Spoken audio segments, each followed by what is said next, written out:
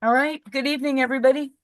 My name is Corky. I'm with Yolo Basin Foundation, and I'm really excited to hear tonight. I'm going to share my screen,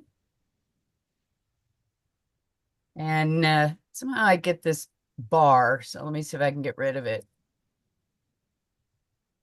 There we go. Okay. So tonight we're here for our speaker series. This is a monthly series that we do 6 months out of the year, and for December. We're going to be hearing from David Julian, and we're, of course, a little partial to David in that he is the son of our founder and now an engineer of his own rights, working with the Department of Water Resources for California. And he's going to be talking about reversing subsidence in the Delta using managed wetlands. Next month, we're also pretty excited to hear more about these absolutely amazing owls.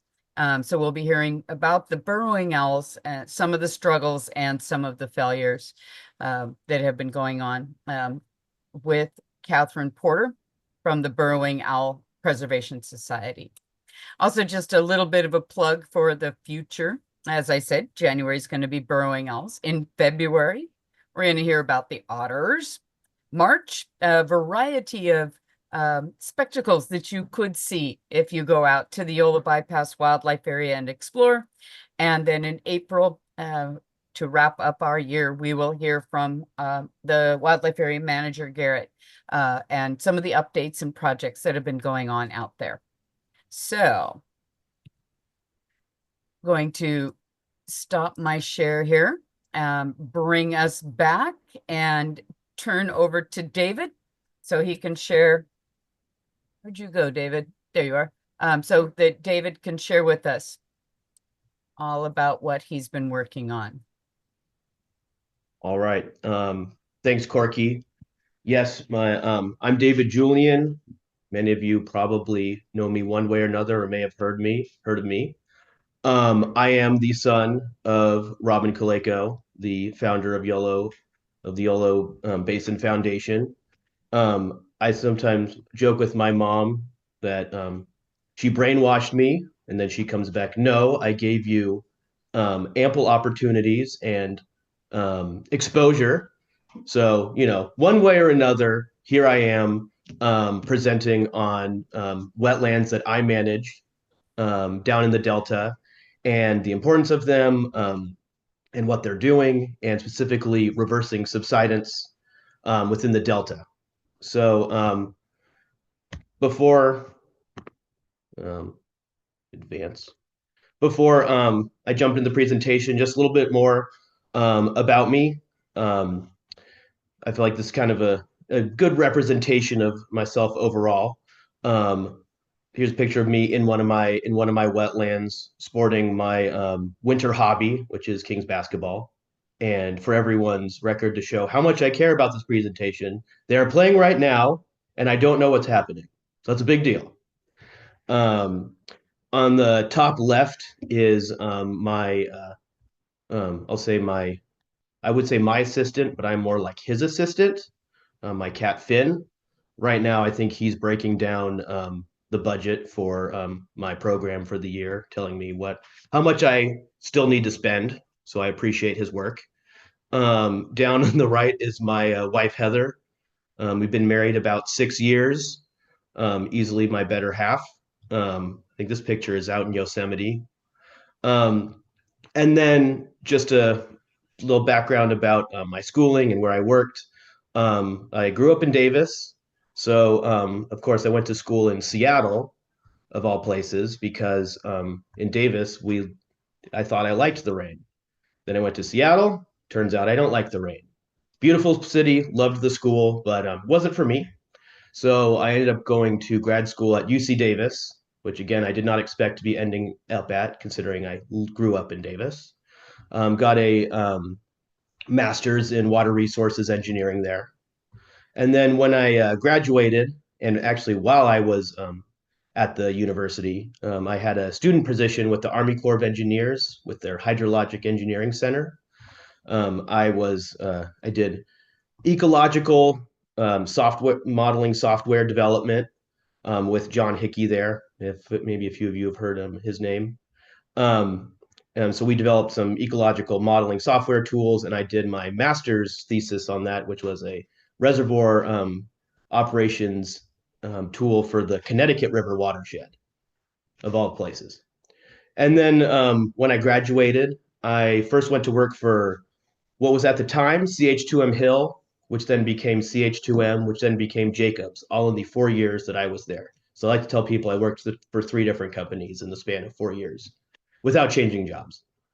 I basically all did computer modeling there.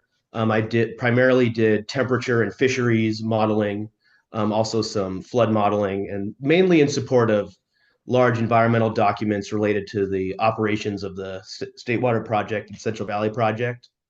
So got a lot of um, initial exposure to the Delta through mainly the operations of it and everything through the work there. Then after 4 years there, I got a position um, at Department of Water Resources as a levee inspector. So I was the levee inspector for the Delta region. So I really learned the Delta there. Drove around in a truck and just looked at levees all day. Pretty sweet gig. And then was also a flood fight specialist during flood times and whatnot. So got a lot of exposure doing a lot of different things out in the field in the Delta. And then about 2.5 years ago, I switched over, still within the department, to where I am now, which is within the Division of Multi-Benefit Initiatives, Delta Resiliency Branch, um, Delta Project Delivery Section, and bonus points if you all remember that by the end of this. My main job there is I manage the West Delta program, which is responsible for the main topic that we'll be talking about today, the subsidence reversal projects on Sherman and Twitchell Islands. But I also assist with implementing other restoration projects, including the McCormick-Williamson Tract Restoration Project. Maybe a few of you have heard of that. And then just some other random restoration projects.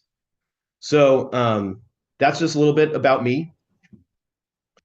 Here's kind of an outline of what I'll be going over today. So I'm going to do a brief history of the Delta. The Delta itself could probably be 12 different Flyway Night speaker series, different aspects of it. So this will be touching very surface level, very brief, on some aspects of it, mainly to just sort of set the stage of what we're going to be talking about today, which is subsidence, and sort of the processes behind it, and then what those impacts are, because these are happening, but why do we care?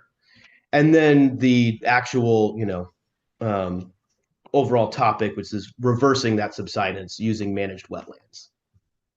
So starting out, again, let's just do a brief overview of what we're talking about when we say the Delta. So we're talking about the Sacramento-San Joaquin Delta, which itself comprises the Sacramento River, San Joaquin River, and then depending on how much water there is or used to be, even the Kern River and the Tulare Lake Basin. So it drains a vast majority of California, and certainly a large percentage of the amount of water that the state generates. The Delta itself, sort of outlined in red there, is about 1,100 square miles. Its mouth, the main rivers, Sacramento and San Joaquin, feed into it, and then it feeds into the San Francisco Bay. It is an example of an inverted delta, and it's actually one of the few in the world. Most deltas, I think when people think of it, you might think of like the Nile River Delta, the Mississippi River Delta, whereas a river that just sort of fans out into a bunch of different little streams and a big, lack of better term, fan, right? Well, this is almost the opposite, where a bunch of rivers come together and feed into a single point. And that point caused basically a choke point, which, as we'll go over more, created this delta-like condition. The other, huge thing about the delta is that it supplies water to over 25 million people within California. All the Central Valley projects and state water projects that that divert water from the delta are at the southern end of it. and are one of the big water sources for Los Angeles, for the Bay Area, and then not to mention like a million acres of farmland in the San Joaquin Valley.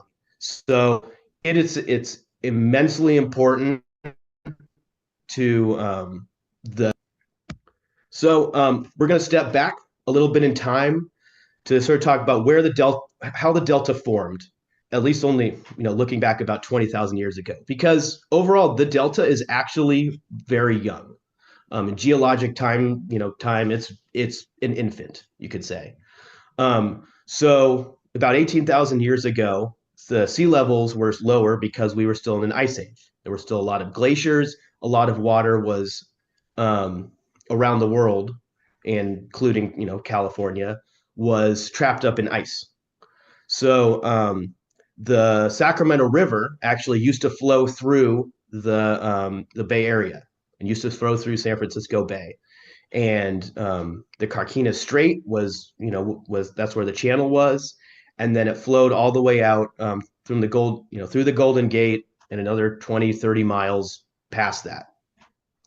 Then as the glaciers began to melt and the sea levels began to rise, more and more water started to inundate inland. So, the Bay Area, the San Francisco Bay, started to become a bay, and in turn, San Pablo Bay, as that water started to back up.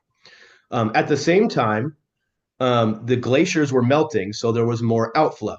So there was more and more water just coming in and going out. And as that happened, especially because of the very narrow constriction of the Carquinez Strait, it's the volume or the velocity of the water slowed, and it basically became this very shallow, or very not say shallow, very stagnant body of water. This settled sediment out that would come from the mountains because, again, as the glaciers are melting, there's more and more sediment coming down. And even today, right, there's lots of sediment comes down from the mountains. Now it's trapped behind dams, but before there was lots of sediment coming, and it started to fill in some of that. It's settled out within the delta and started to fill in. At the same time, that allowed vegetation to start to grow in.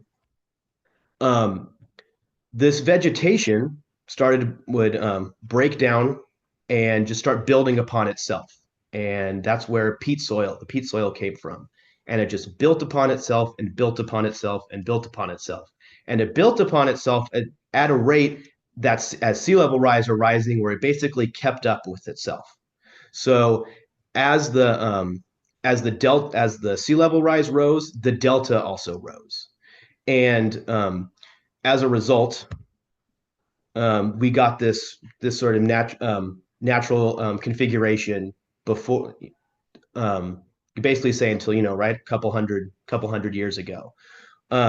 There were basically tons of little islands and little channels and little sloughs that were formed by natural levees due to sediment falling out, and then riparian trees growing up, and then contained within those islands, I'm using islands in quotation marks, these vast marshes of tules with peat soils below them that were just thousands of years of continuous growth and decay of tules and other reed species.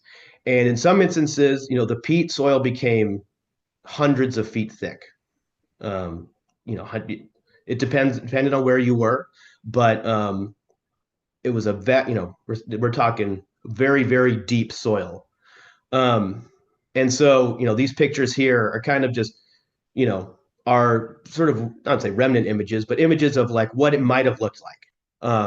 The channels themselves with thick trees. I think maybe some of you might recognize that's Casumnes up to the left. It's sort of kind of one of the last rivers within California that has some natural-ish look to it. And then there would be this in the middle, just kind of a series of little sloughs and islands that you can see, and then just vast marshes of tules. So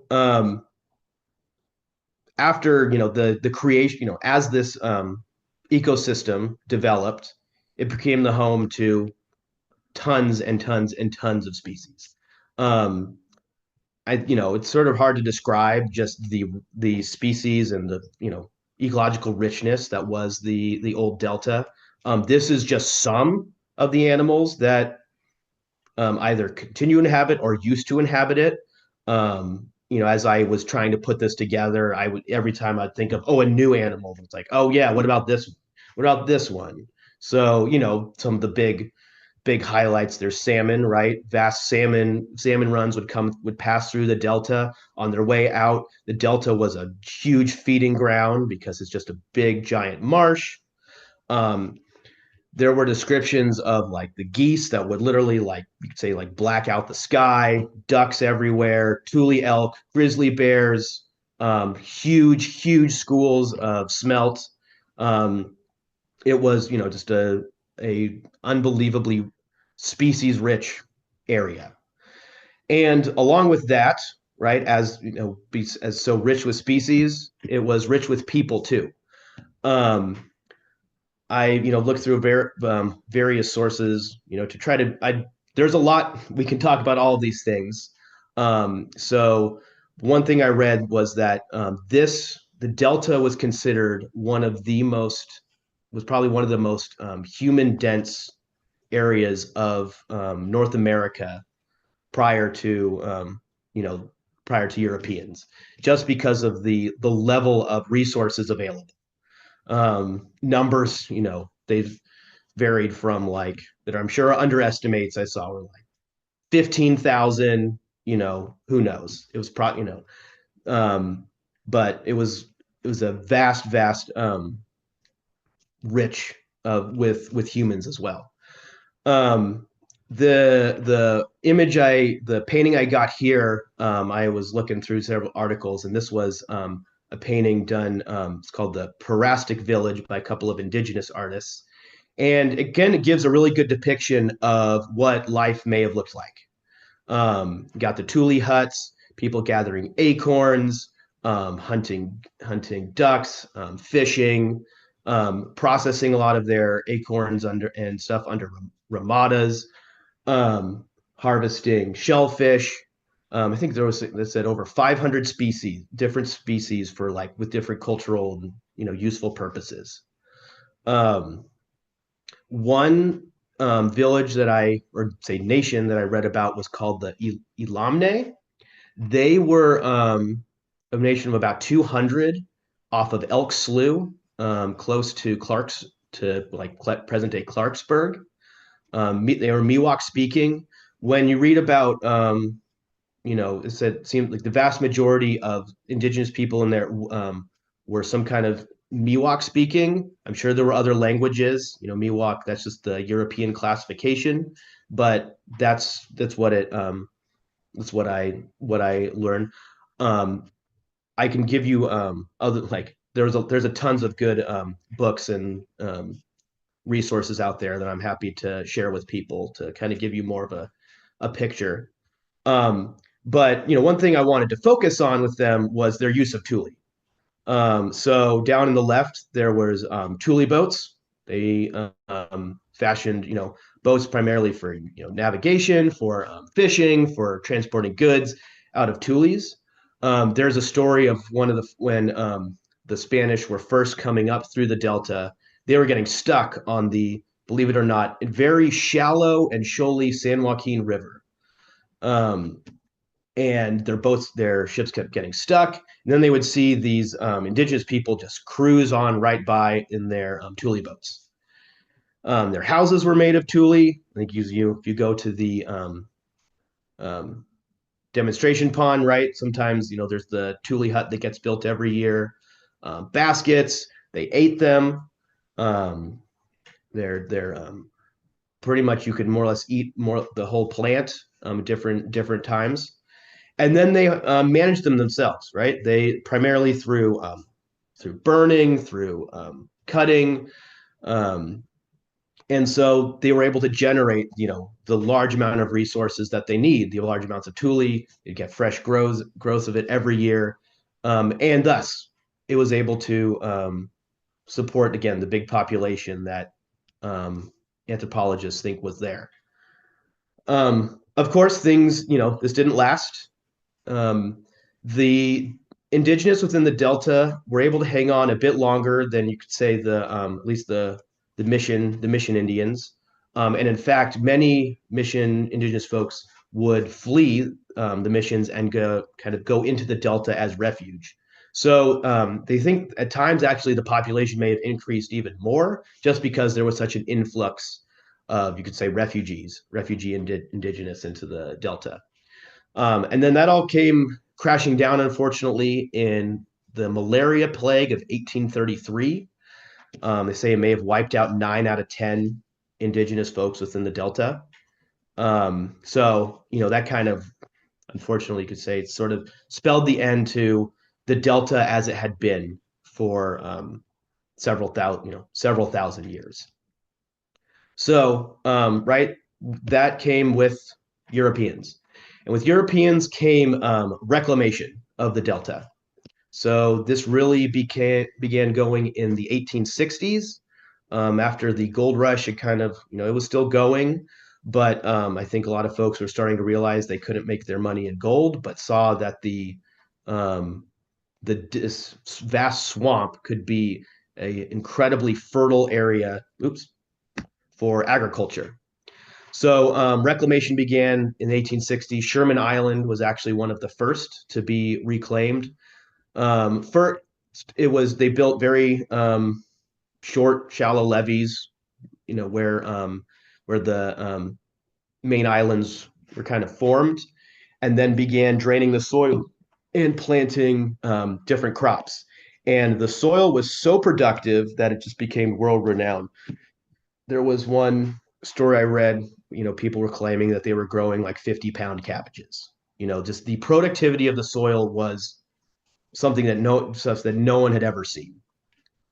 So they started planting everything, but big crops became pears, especially kind of in the North Delta, and asparagus. I have the 5 o'clock dock up in the north, or in the top corner. That is the mascot of the Stockton Ports, the single A minor league baseball team of Stockton, but holding an asparagus club. But it kind of shows you like the importance of that to you say the Delta region. Asparagus was a gigantic crop. Um, Other crops, corn, sugar beets were a huge one. Grapes were planted, some up by Clarksburg starting in the 1860s, 1870s. It just became a hugely productive agricultural region. And this became accelerated even more with the invention of the clamshell dredge. So prior, you really only built your levees pretty short, where existing levees had been with sandy material that was available right up there. The clamshell allowed you to dig up river bottom sediment and turn that into levees. So then levees were able to become bigger, become stronger. They failed less. So that just encouraged more and more growth of agriculture and the sort of the reclamation of more and more islands. And then I have this picture of this, steamboat down here because, there used to be huge steamboats and vast traffic that came up and down the Delta, transporting these goods. A lot of these Delta islands were dug by Chinese laborers. And, if you go into the Delta today, present day Locke, Isleton, you can see the Chinese influence, and there's still families there. So with after this reclamation, and over the 150 years, we get the Delta that it is today. Vast series of islands with very deep channels. Some that flooded in because of levee failures. You see the deep water ship channel that kind of like outlines where West Sacramento was. But again, this is not what the historic Delta looked like. There may have, where you see you can see squiggly channels. That was certainly the outline of probably a bigger slough, but in reality, there would have been zigzag, there would have been you almost say like thousands and thousands and thousands of miles of these little tiny channels and sloughs. And most of these channels may have been only a few feet deep. So on your left is kind of just giving you a picture of, what the different islands look like. And then on your right is kind of a satellite view of what it looks like today. So upon the creation of the Delta, reclamation, a problem started happening. And this is where we're going to get into subsidence. So, as I mentioned, right, all those tules and cattails over the thousands of years generated this peat soil, and it continued to build and build upon each other, storing lots and lots and lots of carbon. When the channels, or when the islands were quote unquote reclaimed and agriculture started, these peat soils were dried, right? You needed to dry out the soil so you could plant stuff in it. Well, when that happened, microbial oxidation occurred. So literally, microbes within the soil that needed oxygen were all of a sudden exposed to oxygen. So they then began consuming the peat. So literally eating this peat and producing it as CO2. At the same time, there was wind erosion because, again, all this soil is now just exposed. And especially there were different I'd say this wasn't just all peat. There were probably mixtures of some sand and what there. So all of that stuff would blow away, exposing new peat, nor drying, more decay that way. The farmers also used to burn the peat after they're done with their fields for the year. They would burn the remaining detritus in their fields, and as a result would also burn the peat. So as a result of that, the land, we call it subsidence because the land sank. You could almost more say the land disappeared. It literally vaporized. So as a result of all this, the delta, and most of the islands in there are below sea level. The worst place is actually Brannon Andrus Island, the south of Highway 12, where it is 30 feet below sea level. What's interesting, I would say, like about you can kind of see you can almost say where the deepest peat was and where you can almost say the thickest marsh was within the delta by how much it subsided. Because the more subsides means the more peat there was, the highly organic content there was. So you can see a lot of it is at least 15 feet, 20 feet, like I say, a lot of it is even 20 feet below sea level. So we're literally talking about giant holes within the delta. Here's a very classic picture of when you're in the delta down here. There is a ship, and you are looking up at the ship, because if you were to stand on the levee, you would look over to the water, and you'd only be a few feet from the water. You look to your other side, and it's 20, 30 feet down. So subsidence. Why do we care, right? All right, the land is sunk. Great, there's holes in the ground. I mean, what's the big deal? I think we can probably imagine what some of those big deals are. The first consequence is just you have to continuously pump out the island. So in order to maintain the agriculture there, the islands have to constantly be dried. So they have to constantly be pumping out water.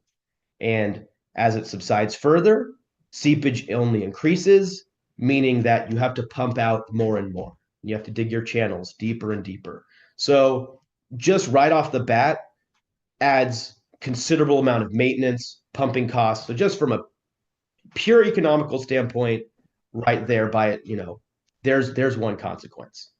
The next consequence, and you guys probably could have guessed it, right? I talked about how as the peat was oxidized, it was oxidized as CO2. Well, it continues, right? Wherever it's dry, it continues.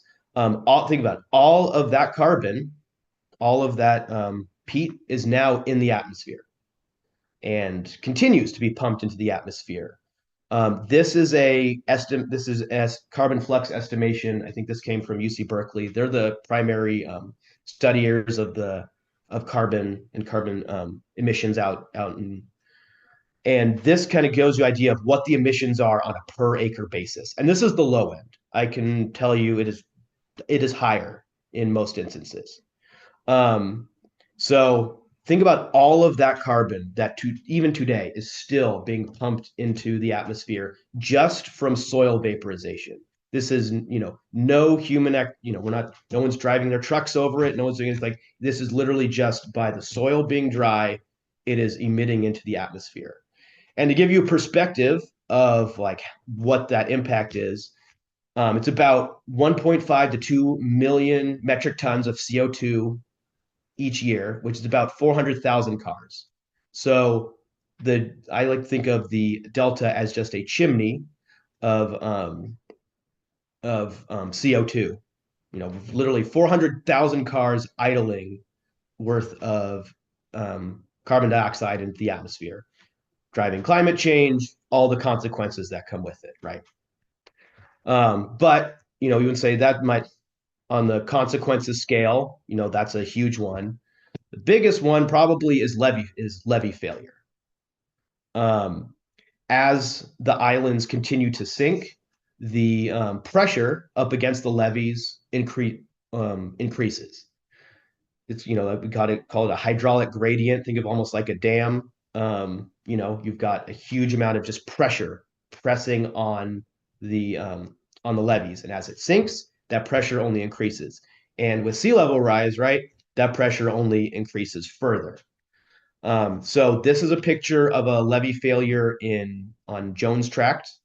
I think this issue is fitting in a couple of ways because there actually was guys may have heard of the near levee failure on Victoria Island down, I think it was in San Joaquin County. This was a couple of months ago.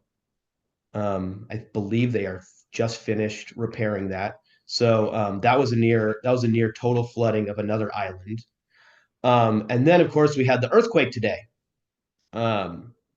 which has been identified as earthquakes have been identified as a huge hazard to the delta, and as like causing it can cause levee cracking, cause any of other issues. And then if your land is subsided, it's that you have all that pressure, and that weakness only gets worse. So levee, when a levee fails, the island is completely inundated. And not only that, right? It's inundated into a bathtub. If it's 20 feet below sea level, that is a lot of water. It's a lot of water that you have to pump out. It's a lot of damage to fields. The Jones Tract levee failure of 2004, I think, cost over $86 million to recover from. So massive costs along with that. But levee failures have a potentially even bigger impact than just to the island itself and the agriculture on their property or anything, and that is its effect on salinity intrusion. So the delta, like I said, is a conveyor of water to the State Water Project and Central Valley Project, but they require that water to be fresh. They need that, they don't want to be pumping out salty water. You can't use that on crops. People can't drink it. So they need that water to be fresh. Part of the way they keep that fresh is releases from reservoirs that keep the salinity outside, and then these very narrow channels that allow a lot of that water, that fresh water, to continue to push the salinity away from the pumps.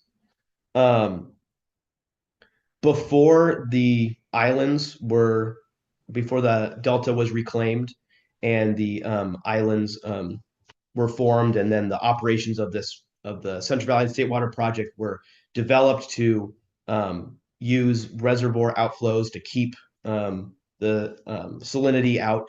The salt would sometimes go all the way up to Sacramento. It could become salty water all the way up there, especially during extreme droughts. So there was always a big salinity gradient all throughout the delta, and that's what part of what made it such a rich ecosystem.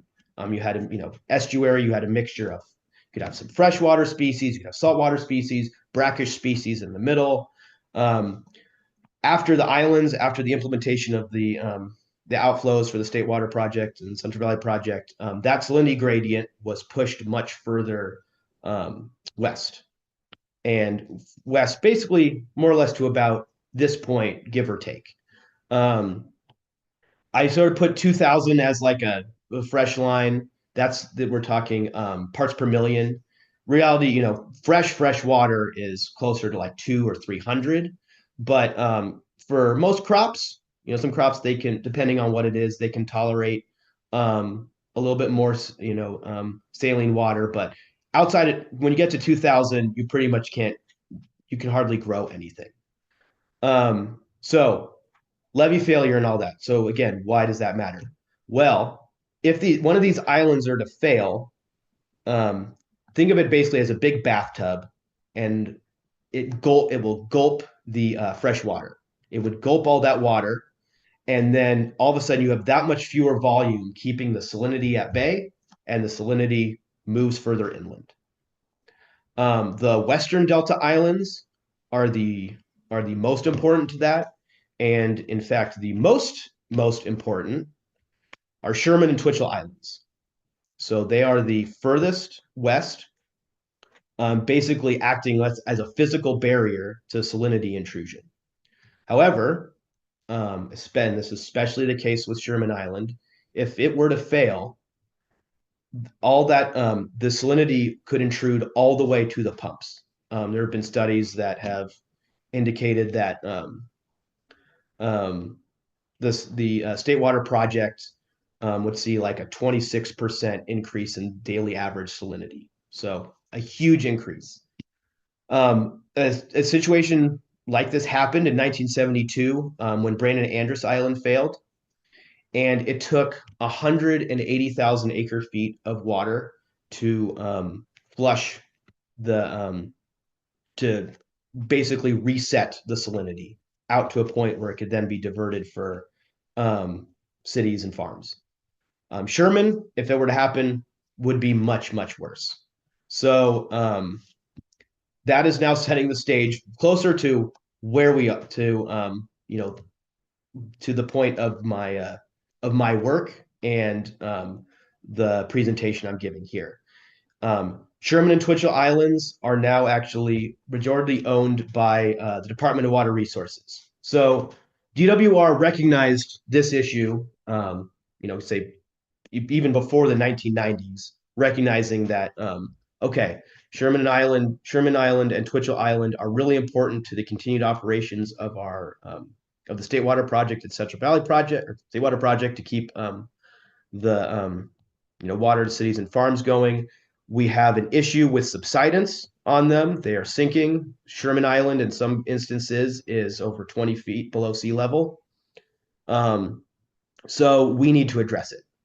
So in the 1990s, Department of Water Resources purchased about 90% of Sherman Island and about 80% of Twitchell Island. There's all kinds of stories over why they weren't able to get all of it, but the result is the department owns the vast majority of the islands.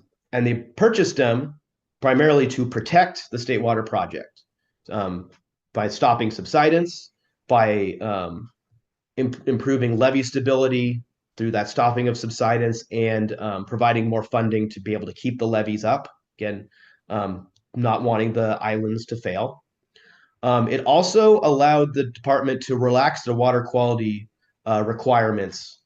Prior to that, they needed to keep water quality to the point where even the private farmers on Sherman Island could grow their crops.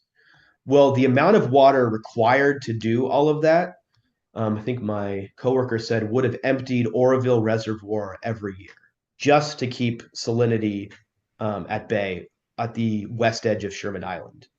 So by purchasing the islands and then limiting what crops and stuff could be grown, they were able to relax that water quality requirement and the salinity, keep the salinity level, we call the X2 level, further upstream. And then the last part was actually to develop habitat. They recognized that this could be a really big opportunity to improve, especially like waterfowl species in the Delta. Especially big focus on duck clubs and duck hunting and that kind of stuff. So it was seen as a multi use. The Before I move on, again, you can see these are this is the elevations of um, Sherman and Twitchell Islands. And the numbers I have indicated here are what we call accommodation space. So accommodation space is another term for the volume within the bathtub. If Sherman Island were to fail, that it has 140,000 acre feet of space. And so you can almost think about, that's 140,000 acre feet of water, fresh water that it could suck up. And then Twitchell Island itself has about 56,000. So the department purchased the islands and decided it needed to address subsidence. So I was like, how do we go about doing that? The answer came through a pilot study that was done on Twitchell Island in partnership with the USGS, where they developed a 14-acre test plot. And what they wanted to test was, okay, if we re-wet the soil and we put in tules and cattails, can we regrow that peat soil? Can we regenerate what was lost through reclamation? And the short answer is yes. Yes, you could. So there was a 14-acre wetland, two 7-acre test plots where they tested two different water depths. They planted tule bulbs, and then just flooded it up and saw what happened. And as a result, they saw an unbelievable, you can almost say like a surprising amount of soil accretion so quickly. The photo, I'll say first, like if you had a famous one, photo all the way to the right, that is over, you can almost say like 1.5 feet of organic material that just built upon itself, and built upon itself and built upon itself. Just tules growing, their rhizomes decomposing, growing new shoots, decomposing. So this was a kind of like a eureka moment. The photo down to the bottom left shows one where that was in 1 year. They saw accumulations of 4 centimeters of organic material. Most of this, you could almost say was not quite at peat level, the old peat, but was in that stage where it would eventually break down into peat once you got enough layers and enough decompression got off of it. So this was like okay, this is a proof of concept. We can stop subsidence by building a managed wetland. So that is where we are today, and that is what my job is managing these managed wetlands on Sherman and Twitchell Islands. So once they did all the studies, they basically determined we can get about 2 to 4 centimeters of soil accretion per year. It's like, it depends on the hydrologic conditions, depends on a variety of factors, but that's quite impressive. The other thing about it is that it sequesters carbon. So all that peat soil that was oxidized, went up into the atmosphere.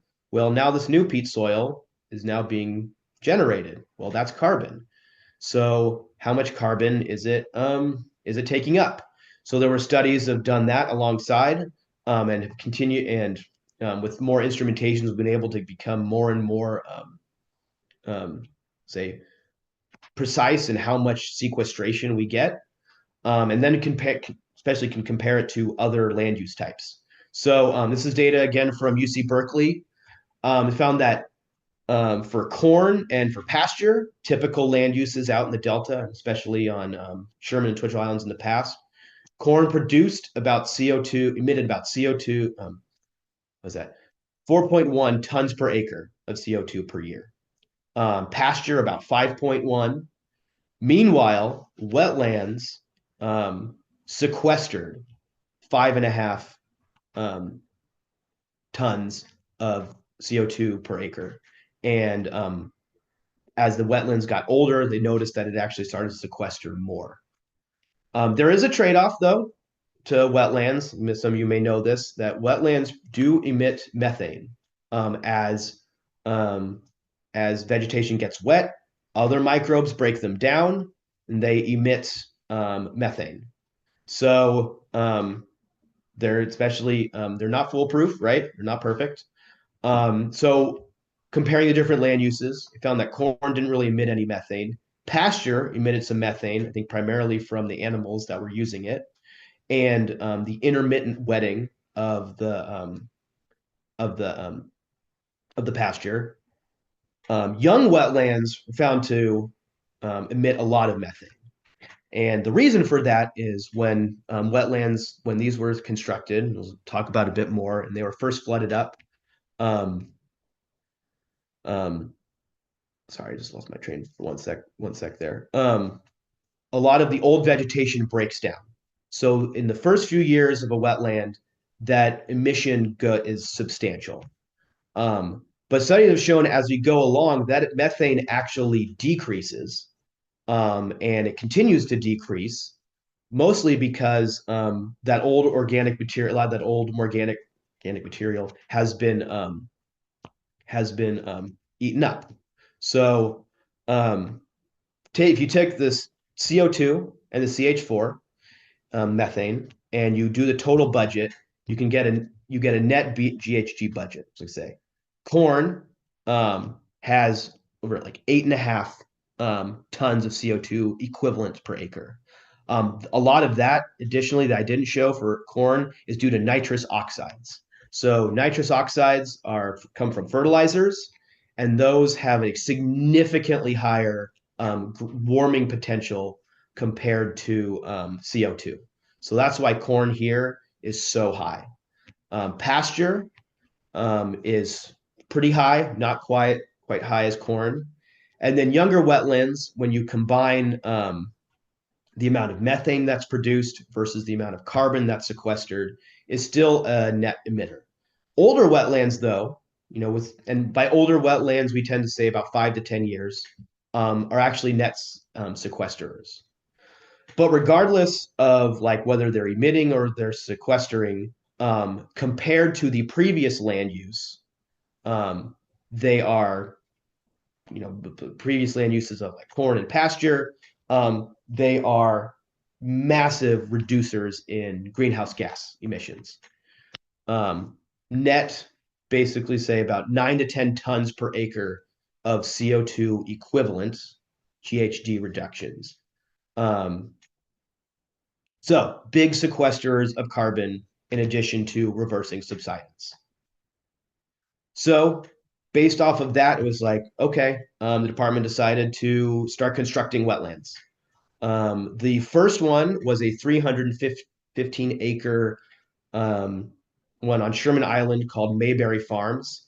This was an old combination pasture field and a duck club, and was kind of identified as a good spot to try to do a larger scale wetland. So this is what it looks like from the sky.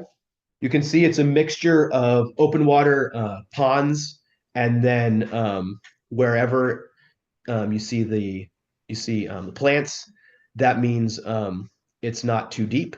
So tules and cattails, there's kind of there's a sweet spot condition for them. But basically between 1 foot and 3 feet of water is where they grow substantially. And outside of that, either they grow, but they don't continue to reproduce, or they become flooded out if it's too deep. So this one was constructed with these ponds, um, and then um, and then graded so that you had about, I would say about 70% coverage of wetland plants, of tules and cattails. This was the first design. And then the open water helps facilitate water flow, which I will touch on in a bit. Um, while that was going, there was another hypothesis that was sort of posed. So, thing about wetlands, they're great. They sequester a lot of carbon, but are they profitable? Could they potentially be implementable by others in terms of, private folks that aren't the state to be able to make some kind of money off of it? So, thought, well, what's another crop that kind of works like it, that has a lot of water on it, especially in the summer, and thought crop was rice. So in 2010, a rice project, basically a rice test project, was implemented on Twitchell Island to test its subsidence potential, its carbon sequestration, and then also the economics of it. Here's a kind of a close up of that plot area. There was a lot of different plots that were constructed to basically be able to test different varieties of rice, different water levels, all these different conditions, to kind of hone in on, is rice a viable alternative to wetlands for reducing subsidence. And the shorter answer is kind of, sort of, not really. From a soil accretion perspective, it stops subsidence. So the fact that the ground is wet the vast majority of the year and it stays wet made that subsidence stopped. There wasn't additional soil loss, but there wasn't really much new accretion that occurred each year. There weren't, rhizomes that would build upon each other to help build up this peat soil. So from that perspective, rice wasn't seen as viable as wetlands. On a GHG reduction, a greenhouse gas reduction, it was certainly better than corn or pasture, but not significantly better. It was 2 to 3 tons of GHG reduction as compared to wetlands, right, which were 9 or 10. And then the last thing was it profitable? And that is you can almost could sort of say is a site-specific question. This rice field produced about 50 sacks per acre, which I don't what that means, but like specific volume wise, but compared to most other rice fields, especially up in the Sacramento Valley, that is much, much smaller. And it certainly, for the rice farmer who did it, was not economical. The two primary reasons that people determined that this might be the case is the application of herbicides. The amount of herbicide that had to be applied was extremely costly, just because there are so many weeds out, especially in the Western Delta. The seed bank has, I think, so that about 100,000 seeds per cubic foot. So just think of lots and lots of things grow, lots and lots of weeds, lots of herbicides had to be grown. The other thing was, especially with the wetlands nearby, they were a perfect home for birds. And then rice next to it was perfect food source. So there was a lot of predation of the rice that occurred. So this, though, might be more of an issue with the Western Delta, and not necessarily an issue in the other parts of the Delta. So I know Staten Island is implementing rice, and I believe they've had some more success. But we will, the jury, I'd say, is still out from an economics perspective. But specifically from a reversing subsidence and greenhouse gas reduction, wetlands were far superior. So the department there decided, okay, we are going to continue implementing wetlands to stop subsidence. So over the course of about, the last 10, 11 years, they implemented the East End project on Twitchell Island, which is a 750-acre wetland. On Sherman Island, they implemented the Whale's Mouth subsidence wetland project, which is about 650 acres. And then most recently implemented the Whale's Belly, which is about a 1,000-acre wetland. Now, before I move on, I say, why the whale names? Well, let's see. Does anyone see the shape of the whale that Sherman is? This slough here, called Mayberry Slough, is its mouth. Here's it's got the tail up at the north side of it. So when it came time to name the different wetlands, well, let's just name them after different whale body parts. So whale's mouth and whale's belly. I'm going to dig a little further deep into the East End specifically, just to give you more of like how these wetlands work and how they were constructed. So these were actually constructed wetlands. So we didn't just identify some land, throw some water on it, build some, throw some plants, done. These were graded, and swales and ponds were dug out in order to generate cells. So here, real quick, is like an aerial view of the construction of the Twitchell East End wetland. You can see the swales that have been dug, these like different squiggly lines. You can see the berms, which are much straighter, and those helped divide the wetland project into cells. And then you can see ponds. These swales and ponds, they were dug to help facilitate water circulation within the wetlands, provide some habitat, some different kinds of like rearing habitat, especially for ducks in the spring. But then also, big reason was to generate soil to build the berms and to grade the wetlands. And what I mean by grade that, I mean basically build them up to be at different elevations to facilitate the flow of water. So when you look at this image here, the orange, they say flow pattern, highest ground. This is the highest elevation cell. So that ground was built to just throw out, elevation -12. And then the blue ones were built to elevation -13, and then purple 14, green 15. So basically kind of like a terrace.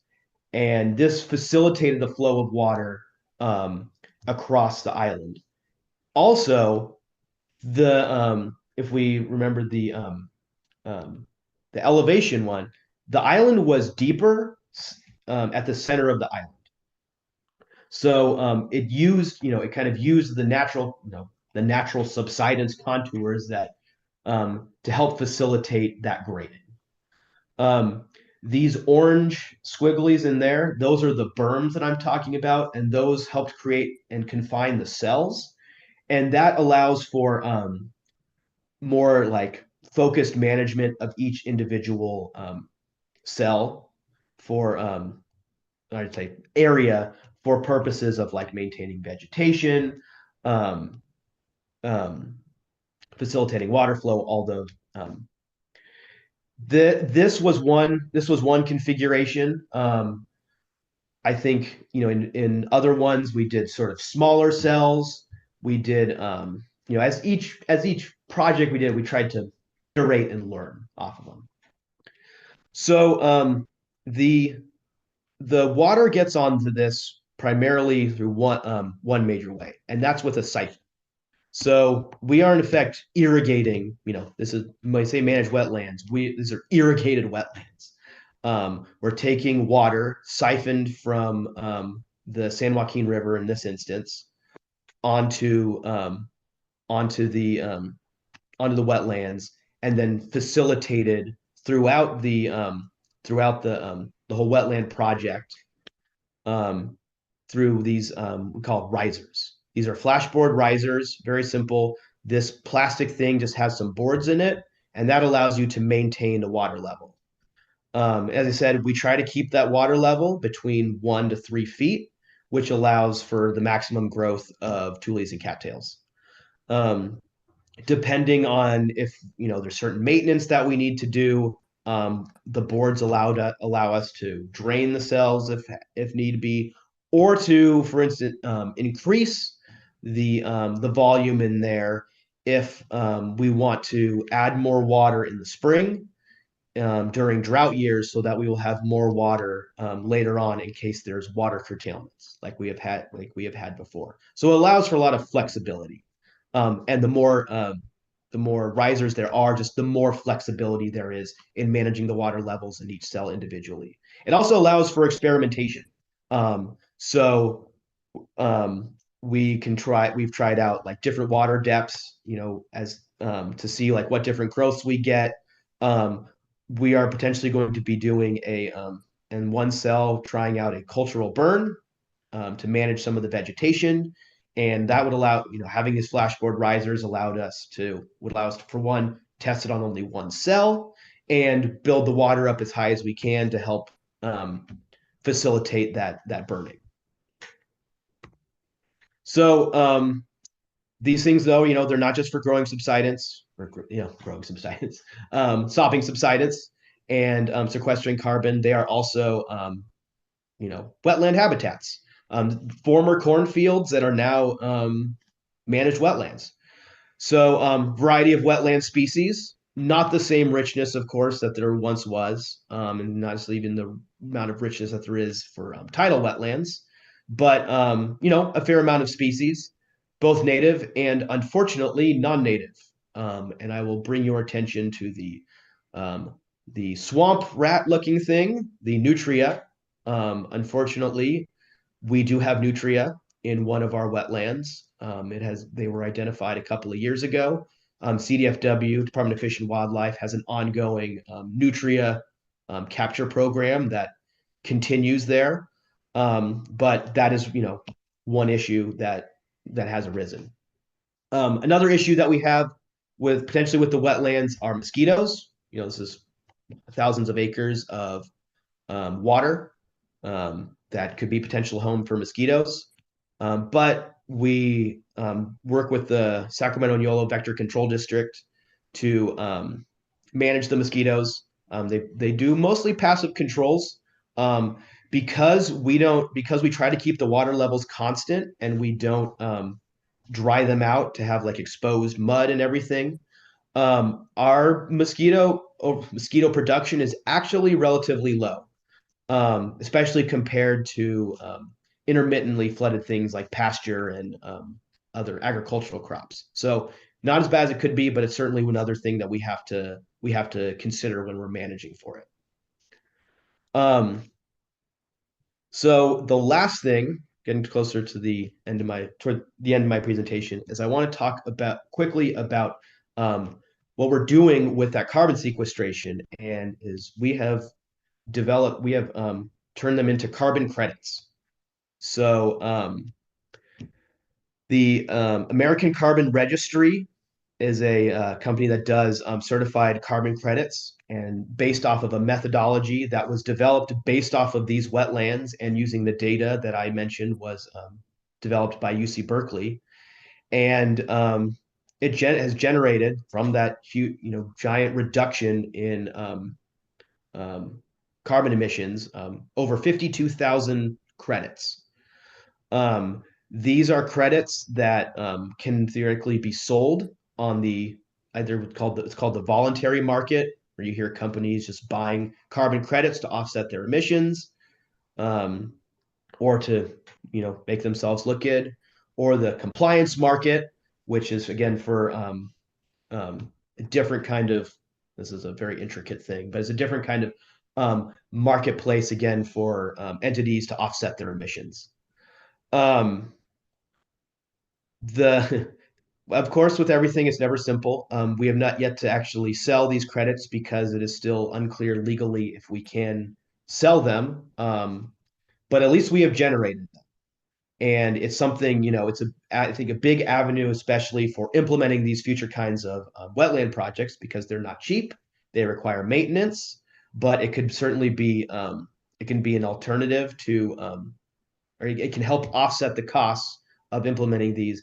And so then we can, do the big issue of stopping subsidence and continue to sequester carbon. So that is my overall, that's my presentation. This is a picture of Sherman Island back in 1969 when it flooded. That is the Highway 160 bridge. So again, the consequences of levee failure and the consequences of subsidence. So yeah, that'll take any questions. Thank you, David. Thanks so much for bringing us back several thousand years up to the current.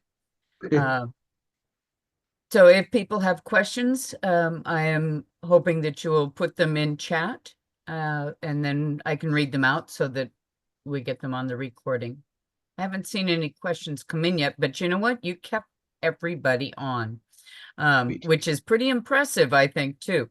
Let's see. Do your siphons have fish screens? Yes, so good question. Yes, they do. So the siphon that I showed, I think I'll go back here. This one here is an example of one fish screen. Right now, this is a fancy fish screen. It's actually retractable. Right now, it is out of the water because we're not diverting any water, and we pull it out so that we can clean it off. It is self-cleaning, but still requires more scrubbing than that. And we try to keep it out, especially because the salinity levels towards the end of the year can slowly break down the metal. On this is the one for Twitchell. On Sherman, all the other siphon they have a more antiquated fish screens. They are not self-cleaning. They require monthly dives to clean them off. But yes, we do. What are the units for carbon credits? That is a great question. So it's this is I will admit this is not my area of expertise, but basically the unit is based off of your sequestration per acreage and your offset per acreage. I couldn't tell you. It's not a 1-to-1, right? We have 51,000 metric tons of CO2. That's not what that equates to. But it's based off your reduction, and it's based off, it's a measured and verified amount. So we sort of I think people started calling these what were they calling charismatic credits because they're more real. For one, it's stored. It's actually theoretically it stays locked in the ground, unlike tree. You hear about carbon credit, offsets of like forests, but then they burn down, and then where'd all your carbon credits go? But the other thing is, again, there's a kind of a rigorous protocol and verification that goes along with it. But I'm sorry I can't answer your specific question of what the units are. The comment, the Metropolitan Water District is also proposing rice for part of their web track restoration. Yep. Another question for you. Is there a positive effect on the salmon? I would probably say, I'd say no, yes, and no, not positive or negative. I'd probably say incidental effect. Now, theoretically, we could manage them to some positive effect in that we could export zooplankton. We could basically grow fish food within the wetlands by managing the water levels more dynamically. That's not something that I could sort of say like we have done much just from a bandwidth and staff standpoint. But it is possible. But again, you know, in the grand scheme of things, I think it's pretty, even that would be pretty minimal in terms of impact for salmon. What amount of the Delta land is government owned or in private hands? I ask because private land would not easily be converted to wetlands, which will not generate the income. Yeah. So, right, that is, the vast majority is all private, right? Really, the Department of Water Resources is the only major landowner, say Metropolitan Water District being the other, and certainly with the resources able to implement these. Now, so that is the big research question that other folks are started looking into. One potential option anyway, is polluticulture, which is basically the commercial harvesting of the wetland materials. That's done primarily in Europe, in the Netherlands.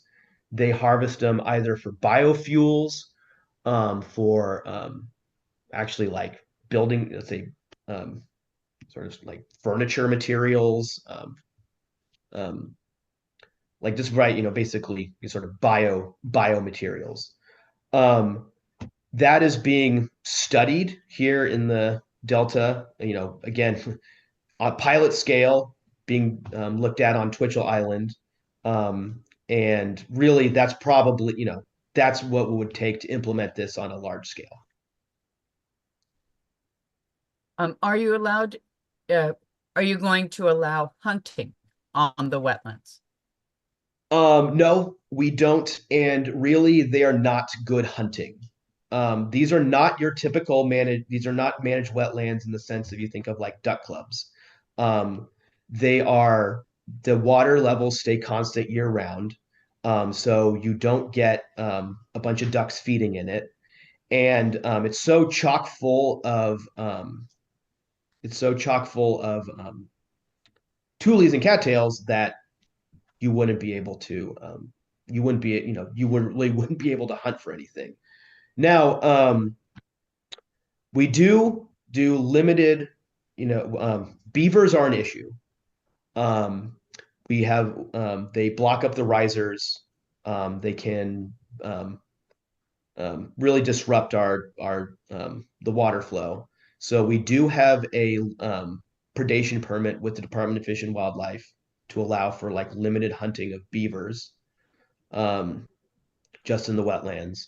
Um, that is, I don't think that's really yielded much, but that's really the only hunting that we allow. Now, at the same time, hunting of nutria, primarily by Department of Fish and Wildlife, if that were the only one, have at it. Of course, this is also state land. There's all kinds of liability issues with it. So the short answer is no, no hunting.